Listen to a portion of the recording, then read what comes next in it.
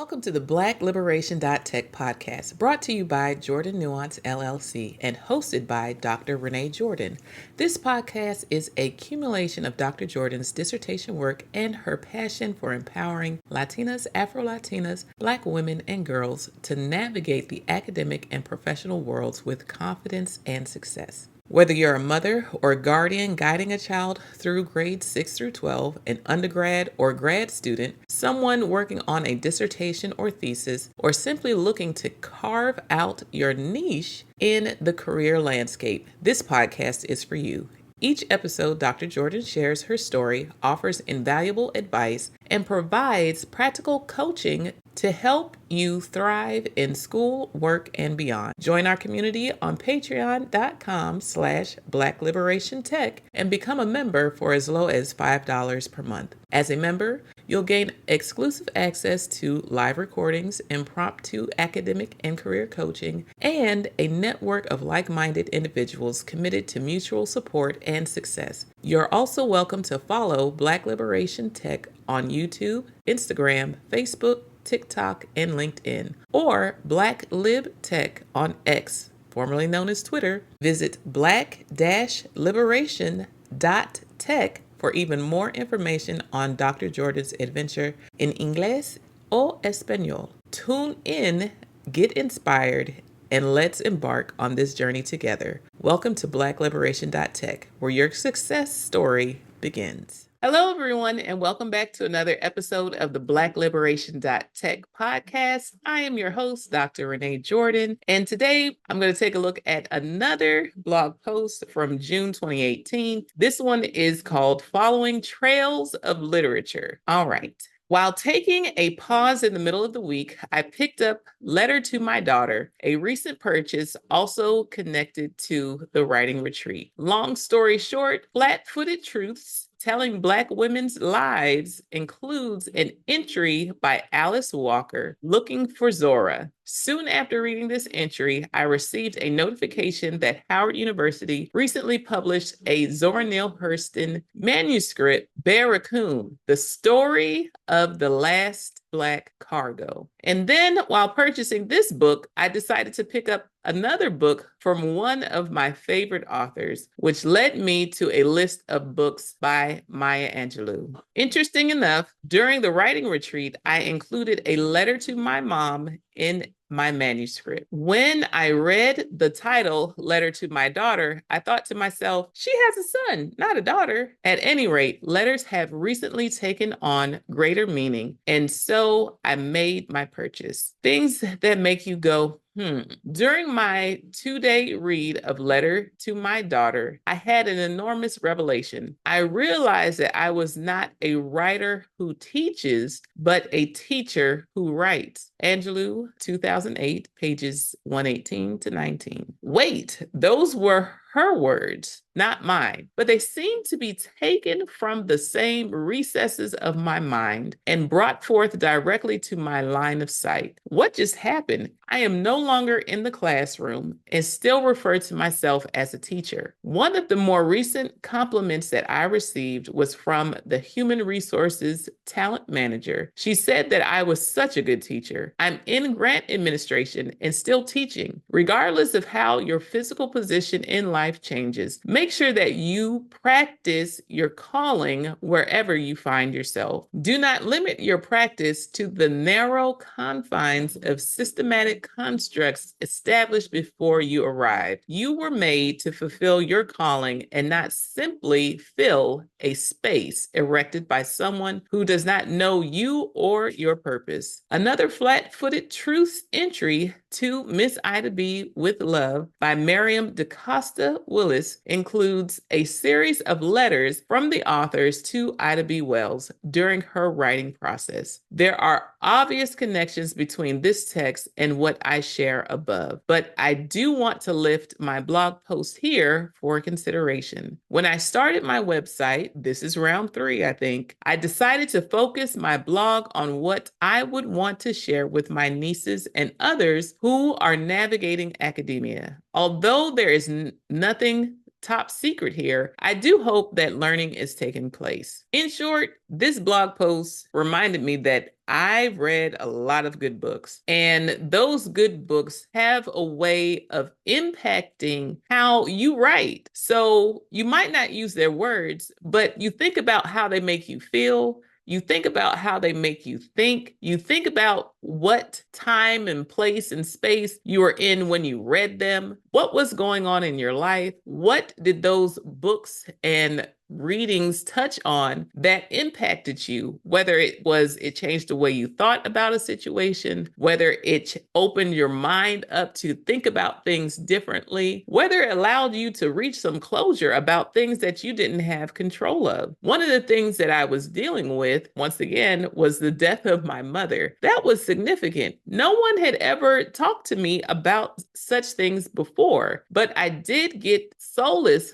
from being able to say, you know what? My mom gave me everything she had. She taught me like it was an emergency. She had a story for everything, and that helped things to sink in so that when I walk through life, I have those as references. I have those as tools. I have those things to help me navigate things in school, at work, in life, and wherever I find myself. Now, my mother was a great lady, but there are also other great ladies that can help you along your way. I want to recommend reading Zora Neale Hurston. I want to recommend reading Maya Angelou. I want to recommend reading Ida B. Wells. I want to recommend reading Flat-Footed Truths so that you can take a look for yourself to see what words of wisdom, what words of encouragement, what words of caution others have to say that can help you along your way. Things don't always have to be in an article format. Poetry, nonfiction, fiction, words have meaning, words have power, and what you learn from what you read is personal, and you can take that with you along your way. One of the benefits of coming out of the classroom was that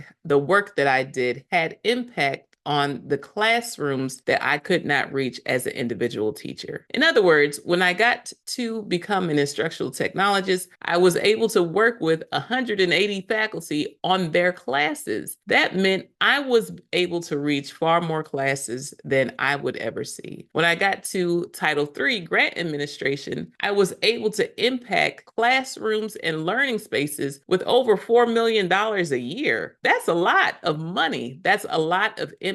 And as a result of being in the classroom for so long, I knew the value that that money could bring when it is put into the learning spaces. Those learning spaces could be the physical classrooms. Those learning spaces could be the opportunities that students have to engage with technology. Those learning spaces could be a result of students having access to equipment. Those learning spaces could be impacted as a result of faculty being able to redesign classes over the summer and get paid for it. Time is money, and we need to stop thinking that people should do things for free.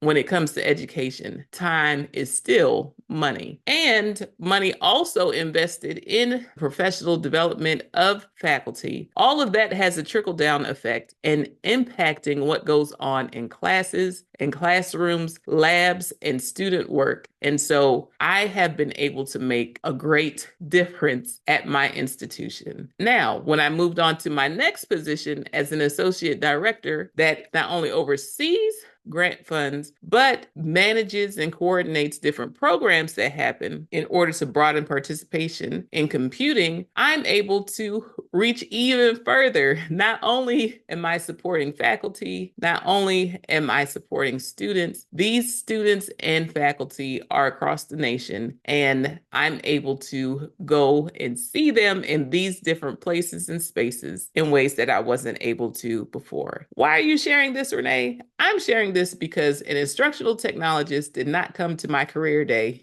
when I was in school. Yet it is a position that people who are in education education, people who are interested in impacting education as it relates to technology and learning spaces, trainings, not just education. Instructional technologists and instructional designers are also in corporate spaces, specifically when it comes to human resources. These people did not come to my classroom for career day, but a teacher was there. And a teacher is who I became, and a teacher is who I remain, even though I was able to move out of the classroom and have greater impact by working with teachers, by working with faculty, by getting funding to teachers and faculty in order to help support their learning. Grant administrators did not come to my career day, but it is a position that is worth looking into. Grant administrators are in many places and spaces. There are corporations who have nonprofit arms, and as a result, need grant administrators. People who like to follow the rules and make sure others are following the rules make great grant administrators. Not only those who are interested in following the rules, but those who know how to push money and say, hey, this is how I can support you. Let's talk about what your goals and your objectives will be. How will you report on the progress of what you said you are going to do? How does that feed back into the strategic plan of your organization and what you want to accomplish? And when those funds are up, how do you plan to take on the financial responsibility of those things that were once funded by a grant? Also, the last position that did not come to my classroom for career day was an associate director of operations, finances, and compliance. Nope, didn't have one of those. But it's important to have people who care in these spaces and know the impact and the meaning and the value and the worth, so that when they're overseeing it, they're making sure that they're thinking of those who are often forgotten about in order to ensure that there is equity in the processes that take place, to make sure that those who need the access are indeed getting it, taking account of them, and making sure that they get the help they need along the way. Now, you might say, Renee, what does all this have to do with following trails of literature? Following the trails of literature happens to not only exist in the pages of books and poems, but also in the pages that you write in your chapter of life. What do you have to say? What has led you to where you are? What have you read or who have you spoken to that help you to get this far? And then the question becomes, who are you talking to help along their way? What information are you sharing with them, whether it's written or verbal, in order to help them along the way? These are just some things to think about and consider as you journey through life. Thank you for tuning in to the Black-Liberation.Tech podcast, brought to you by Jordan Nuance LLC and hosted by Dr. Renee Jordan. We hope today's episode has inspired you and provided valuable insights to help you navigate your academic and professional journey with confidence and success. Remember to like, subscribe, and share, as well as rate and review the podcast to help it become more discoverable. Whether you're guiding a child through grades 6 through 12, tackling undergraduate or graduate studies, working on a dissertation or thesis, or exploring your career options, this podcast is here to support you every step of the way. Join our community on patreon.com/Black-Liberation.Tech and become a member for as low as $5 per month. As a member, you'll enjoy exclusive access to live recordings, impromptu academic and career coaching, and a network of like-minded individuals committed to mutual support and success. Don't forget to follow Black-Liberation.Tech on YouTube, Instagram, Facebook, TikTok, and LinkedIn, or Black-Lib.Tech on X, formerly known as Twitter. Visit Black-Liberation.Tech for even more information on Dr. Jordan's adventures, available in both English and Spanish. Stay inspired, stay empowered, and keep moving forward. Until next time, take care. Bye-bye.